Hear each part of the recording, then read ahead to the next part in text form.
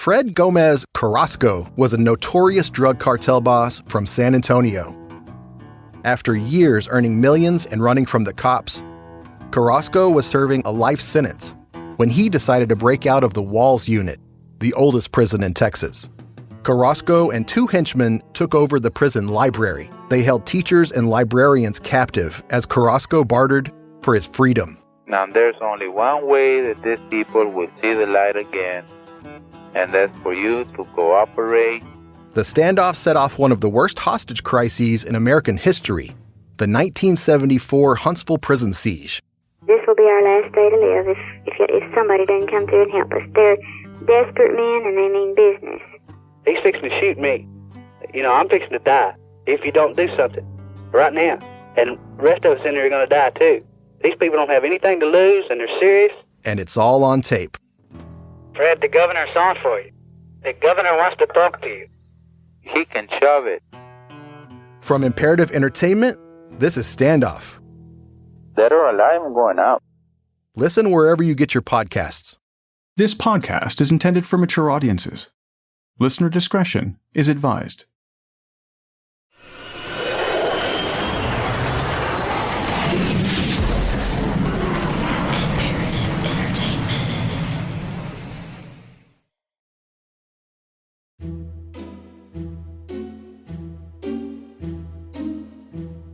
We interrupt regular programming to bring you this special Christmas bulletin.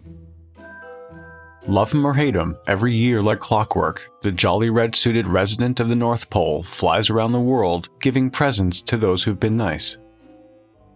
The lovable Arctic recluse has been a harbinger of the holidays for centuries. I am, of course, referring to Santa Claus. For most of the year, Santa can be found managing his manufacturing operation, churning out toys 24/7, 365. When he's not chillin' in the Great White North, he enjoys hanging around shopping malls, where he both mystifies and terrifies kids from 1 to 92. The thing with Santa is, if you've been good all year, you have nothing to worry about. But if you've done something naughty, it's game over. Unless you've been wishing all year for a fun chunk of coal in the stocking, you'd better be good. For goodness sake. Keep in mind that from his frosty base of operations, he's constantly gathering intelligence on everyone, data he uses to either make or break your holiday wish list. But what if the lens was reversed, and it was old Saint Nick being judged for his conduct? What would that look like? Let's assume that Santa's operating under the same laws that would prohibit the rest of us from engaging in, home invasion? According to his file, Santa's MO is to enter through the chimney while everyone inside the residence is asleep. Every year, he's the prime suspect in billions of residential break-ins. While inside, it's not uncommon for him to steal milk and various pastries. And that's just the tip of the iceberg. Santa would most likely face charges for animal abuse once blood tests were completed on his doped-up team of high-flying reindeer. You think they can reach those speeds naturally? Also, if authorities ever got a hold of his accounting records, assuming Santa keeps records, there would no doubt be indictments laid for years of tax evasion. Prosecutors would argue that he was stashing his money somewhere in the North Pole. If he somehow escaped tax evasion charges, Mr. Claus would certainly be busted by alert customs officials when he tried smuggling in whatever toys and goodies were in his sleigh. Nice try, buddy. And then there's the complete disregard for international airspace. A disaster waiting to happen. Earlier today, an unidentifiable blip appeared on the radar scopes at 5 major U.S. Air Force installations located in the northern United States. Our last report indicated that the object was moving at a high speed and was following a southerly course across Canada. The object, which was detected earlier today, appeared as one long series of dots, all of which seem to be flying in some sort of formation. At the present time, we're not really sure if this is one object or 10 separate objects. Now, shortly after the objects were detected, fighter interceptors were sent from nearby bases to investigate the radar sightings. At the present time, we have received no confirmation of visual contact by any of the Air Force interceptors. Hold on a minute. I think we're about to receive some word from those aircraft. Do you have radar contact with the objects? Roger. Objects 10 miles northwest of my position, proceeding to establish visual contact. Maintain radio contact and notify of visual sighting. I have established visual contact. I see what appears to be a bright red light. Closing for a closer look. You said a bright red light? Roger. I'm getting close enough to make out what appears to be. Please continue your transmission. Please continue your transmission. Please continue your transmission. Then there are the labor laws to consider. Does his vertically challenged workforce get a comprehensive benefits package? Do they take their scheduled breaks as mandated by the Employees' Rights Act? They're calling this the work stoppage movement, where, as you can see right behind me, they are fighting here and they are really wanting increased year-round healthcare benefits. The problem comes around. It's clear that Santa would last about 5 seconds if he had to comply with actual laws, and would ultimately end up either behind bars or shot down by National Air Defense. Yet, for some reason, every year Santa heads south to tempt fate. Here are a few times when Santa Claus fought the law, and the law won. My name is Eric Crosby. Welcome to this episode of True.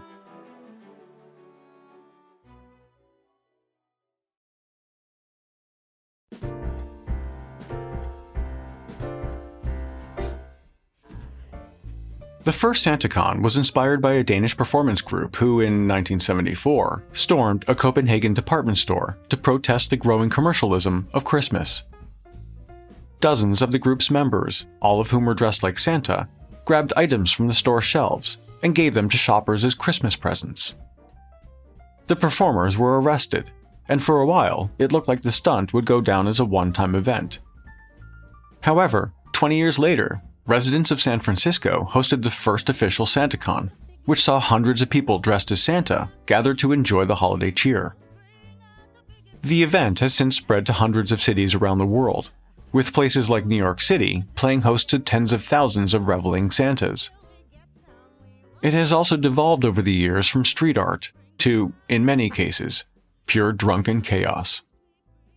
SantaCon is essentially a day-long pub crawl organised in various cities where thousands of people can dress up as Santa and get hammered. Now, however fun and whimsical it may sound, it isn't. It is not that. What can only be described as the surreal combination of Christmas and Fight Club, cities have reported an increase in disorderly conduct offenses, including violence, public urination, and vandalism, all committed by partygoers dressed up like Saint Nick. In 2017, at the SantaCon event in Hoboken, New Jersey, almost 60 Santas were sent to the hospital with various injuries, and 20 others were arrested. 2 years later, at the 2019 event, Hoboken police received over 500 calls for Santa-related mischief. That is what SantaCon is. It's not a magical occasion. It's a terrifying combination of binge drinking, public urination, and trauma to small children that decades of therapy will never manage to reverse. But not every Santa at SantaCon is there to get drunk and fight their red-suited doppelganger. Some are there to cash in during the annual spectacle. On Saturday, December 13, 2014, a man walked through the front door of a bank near San Francisco's Union Square. He walked up to the teller station and passed a note demanding money. Although no weapon was visible, the robber indicated that he was armed. This scene would have been a typical bank robbery, had it not been for the fact that the man was dressed as Santa Claus. Witnesses described the man as between 40 and 50 years old, with a bushy white beard, wearing a red suit, red hat, black boots, and a black belt. In that costume, the man could have been anyone. An individual, approximately 6 feet tall, dressed up as Santa Claus. Took his little red sack and approached the the teller line and started asking for money and putting it in the bag. Beard, the suit, and a red bag. His shoes, he had the whole outfit on. These are actually photos, surveillance photos, just released by the FBI San Francisco office. There you see the suspect wearing a Santa's outfit. We want to make it clear, this is not the real Santa Claus. This Santa is a con. Old St. Nick had on him a bag, which the tellers eagerly filled with an undisclosed amount of cash. The 6-foot-tall imposter then quickly walked out of the bank and straight into a parade of SantaCon partiers. Like a grain of sand on a beach, the Santa Claus bank robber disappeared into an ocean of red velvet. A bad Santa has robbed a bank in San Francisco, and it's how he got away that's making it so difficult to catch him. It's turned into a Where's Waldo game for police. A police spokesperson said at the time, quote, "Any other day, Santa would have stood out. But that day, Santa was everywhere." The suspect has never been caught. And that is why the FBI and SFPD are working together to try and come up with some idea of how that guy disappeared into the crowd and who he may be. If you recognize his photo, you're asked to call one of those agencies. In 2018, the city of San Francisco denied SantaCon organizers the required permits to hold the event, citing concerns over safety. We can all thank Santa Claus for ruining that party.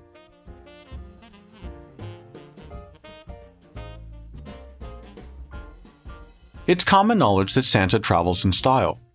His packed sleigh is powered by 8 high-performance reindeer, capable of hitting ludicrous speed without breaking a sweat. So it was curious to police in Brazil why Santa would need to steal a helicopter. Yet, that's exactly what happened on November 27, 2015, in the city of Sao Paulo.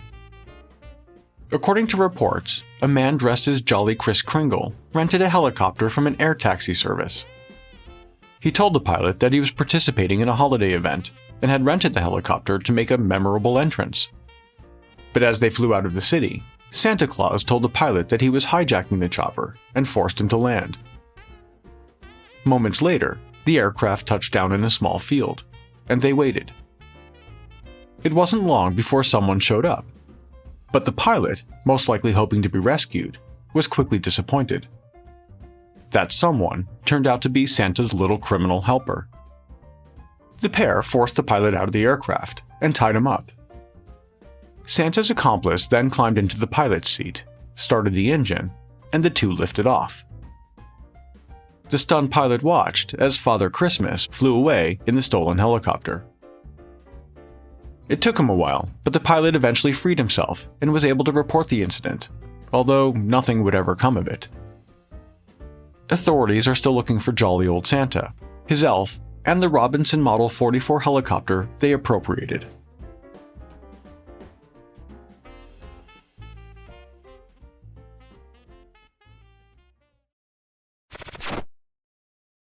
A former swimsuit model and naval officer create a body-positive ballet academy that ends up in a cold-blooded killing. A Brazilian supermom starts a cult-like family, adopting 37 children, and then she marries one of them. Then the children team up to brutally murder the husband, who's also the stepbrother?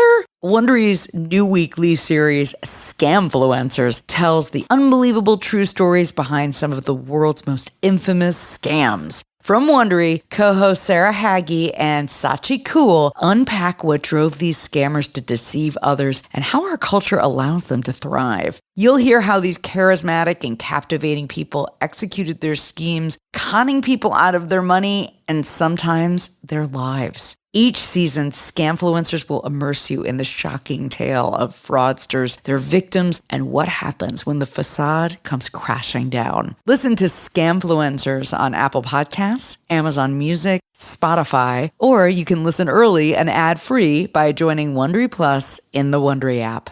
Geico asks, how would you love a chance to save some money on insurance? Well, of course you would. After all, who doesn't love a great deal, right? And when it comes to great rates on insurance for all the things in your life, Geico can help. Like with insurance for your car, truck, motorcycle, boat, and RV. even help with homeowners, condo, or renters coverage. You could save even more with a special discount when you bundle your coverages. Plus, the easy-to-use Geico mobile app available 24-hour roadside assistance and more. And choosing to switch to Geico becomes an easy choice. Switch today and see all the ways you can save with great rates and discounts. It's easy.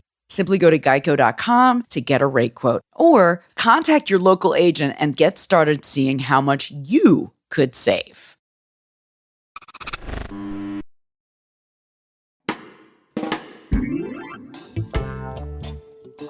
For many people, Christmas is a stressful time of year. Busy shopping malls, busy parking lots, busy grocery stores. It's enough to make you want to hop a plane to anywhere else. But 57-year-old Randy Lang had an idea that he was convinced would solve the problem. On the afternoon of January 12, 2015, the California man headed over to a sports bar in the town of Seaside, carrying a large duffel bag and a backpack.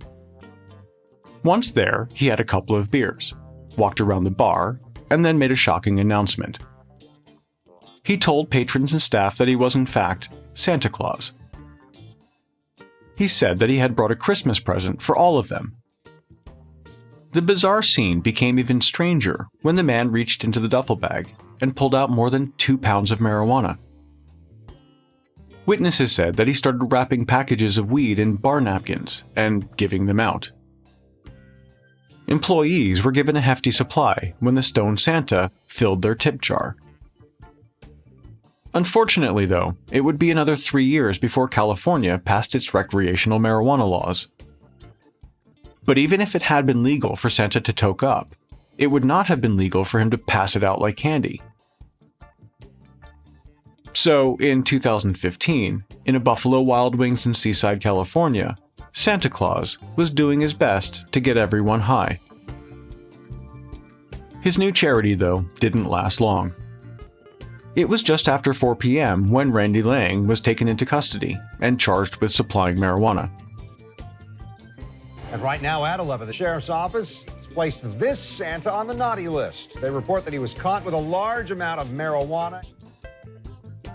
Apparently, some customers weren't so happy with their herbal Christmas gift and called the police. According to one of the arresting officers, the well-intentioned Santa Claus stated that he simply enjoyed giving away weed. The officer went on to say, quote, "I have never experienced anything like this."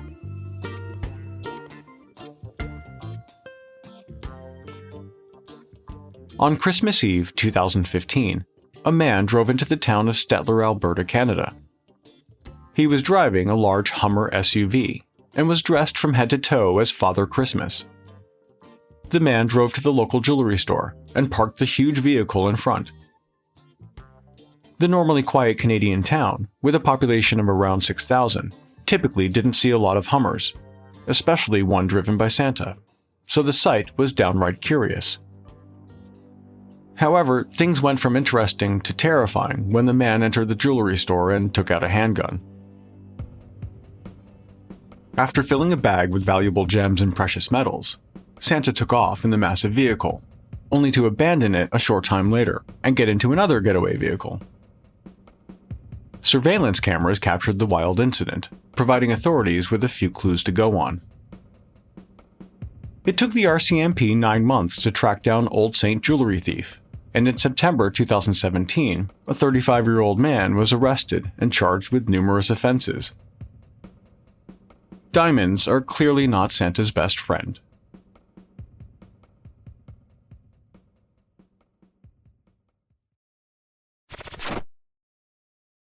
We all want love, that happily ever after feeling of finding your soulmate. What if someone not only claimed they could help you find that perfect partner, they guaranteed it? Jeff and Shalia, a young couple famous on YouTube, teach about twin flames, a deep romantic connection with your perfect ultimate partner in their videos. It's a divine love. You're designed for no one else, and they're designed for no one else. But the path to finding your twin flame isn't so simple. Those who start to doubt the group are instructed to cut ties with friends and family that are holding them back and to corner and claim their twin flame through stalking and intimidation. By the time some members are able to leave the group, they don't even recognize themselves, and the harassment to rejoin makes them fear for their safety. From Wondery, Twin Flames is a podcast about what happens when the quest for love turns into a dangerous obsession. Follow Twin Flames on Apple Podcasts, Amazon Music, or you can listen early and ad-free by subscribing to Wondery Plus in Apple Podcasts or the Wondery app. Fred Gomez Carrasco was a notorious drug cartel boss from San Antonio. After years earning millions and running from the cops, Carrasco was serving a life sentence when he decided to break out of the Walls Unit, the oldest prison in Texas. Carrasco and two henchmen took over the prison library. They held teachers and librarians captive as Carrasco bartered for his freedom. Now there's only one way that these people will see the light again, and that's for you to cooperate. The standoff set off one of the worst hostage crises in American history, the 1974 Huntsville prison siege. This will be our last day to live if somebody doesn't come through and help us. They're desperate men and they mean business. He's fixing to shoot me. You know, I'm fixing to die if you don't do something right now. And the rest of us in here are going to die too. These people don't have anything to lose and they're serious.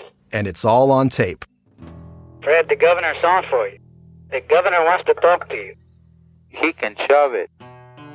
From Imperative Entertainment, this is Standoff. Dead or alive, I'm going out.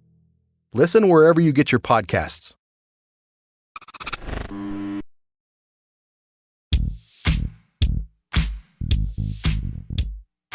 Let's not forget to acknowledge Santa's real ambition: to become a crime-fighting superhero. Like most costume crime fighters, Santa is out there for justice, not fame. But his striking red outfit is hard to miss. Here are a few times Santa has been caught being a badass. In what could be a weird addition to the Godfather movies, Santa Claus has been known to take down members of the mafia. The Italian town of Catania was home to a mafia clan who were known to extort money from local businesses. One store owner reported that he had paid nearly $300 a month every month for over a decade. The racket was a big moneymaker for the mob, and they weren't going to give it up easily. The business owners needed help if they were going to win this fight. Italian authorities began an investigation, which included tracking the activities of several members of the mafia. Their 3-week-long investigation turned up enough evidence to start making arrests. So, on December 23, 2010, when a mafioso exited a store after making a collection, Santa was in the parking lot, waiting for him. The undercover officer was in a full Santa suit when he slapped the Christmas cuffs on the 37-year-old mobster. It was reported that just after the arrest, the shop owner walked up to Santa and gave him a huge hug. And that's why Santa Claus does it.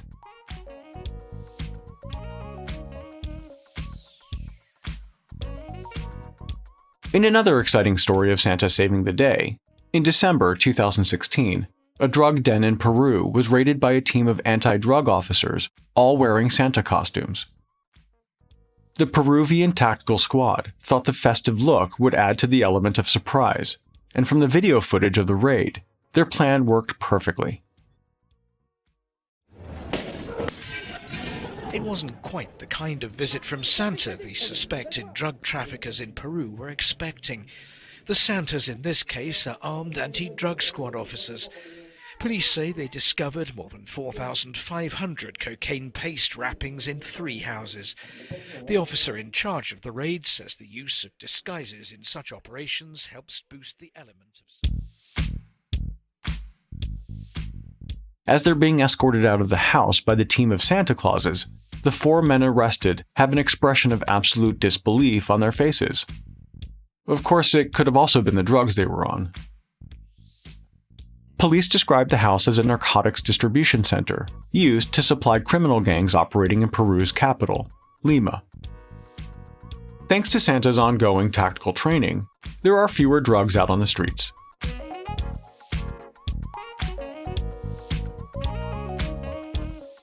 In December 2017, Santa was on holiday patrol in downtown Paris.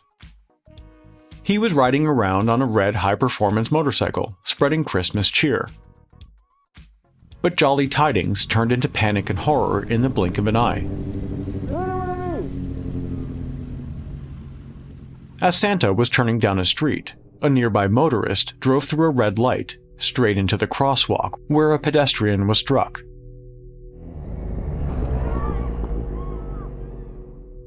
Santa was wearing a camera and caught the dramatic scene as it unfolded. As the pedestrian lay in the middle of the crosswalk, the car jolts forward and attempted to drive off. I say attempt because the next thing you know, Santa has driven in front of the car, preventing it from leaving the scene.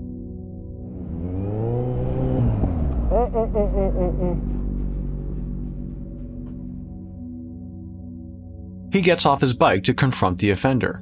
But a moment later, the small black car reverses a few feet and then drives around the obstacle. But Santa was having none of that.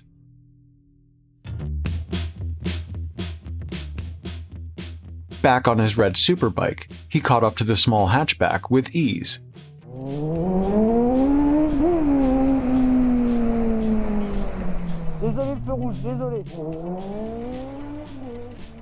But the driver refused to stop.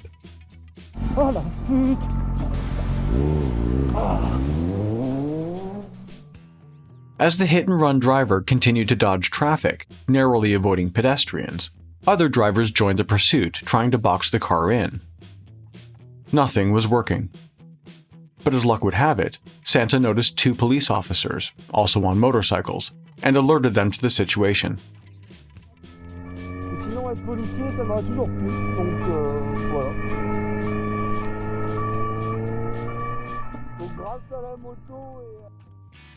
Moments later, with sirens blaring, the officers were able to stop the car. The chase was over. The driver was arrested, and fortunately, the pedestrian who was hit sustained only minor injuries. Once again, Santa was at the right place at the right time. And it was all caught on video. Nice one, Santa.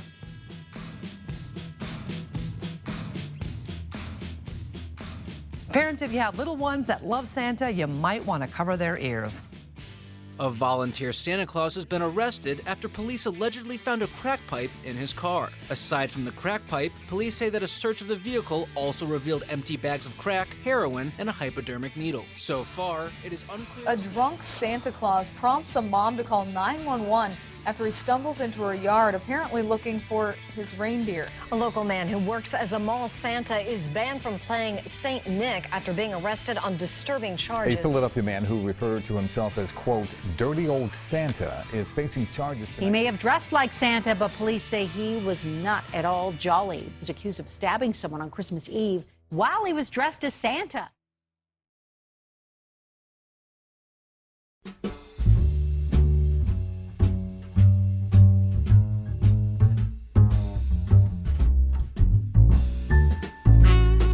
True is a production of Imperative Entertainment.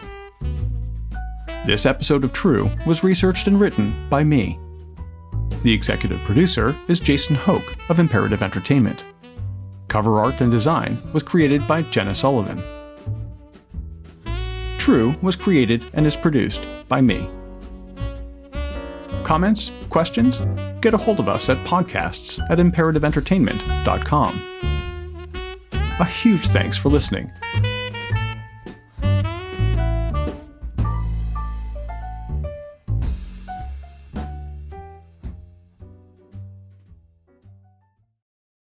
Fred Gomez Carrasco was a notorious drug cartel boss from San Antonio.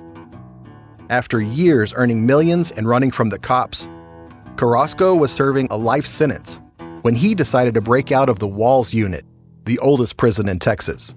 Carrasco and two henchmen took over the prison library. They held teachers and librarians captive as Carrasco bartered for his freedom. Now there's only one way that these people will see the light again, and that's for you to cooperate. The standoff set off one of the worst hostage crises in American history, the 1974 Huntsville prison siege. This will be our last day to live if somebody doesn't come through and help us. They're desperate men and they mean business. He's fixing to shoot me. You know, I'm fixing to die if you don't do something right now. And the rest of us in here are going to die too. These people don't have anything to lose and they're serious. And it's all on tape. Fred, the governor's on for you. The governor wants to talk to you. He can shove it. From Imperative Entertainment, this is Standoff. Dead or alive, I'm going out. Listen wherever you get your podcasts.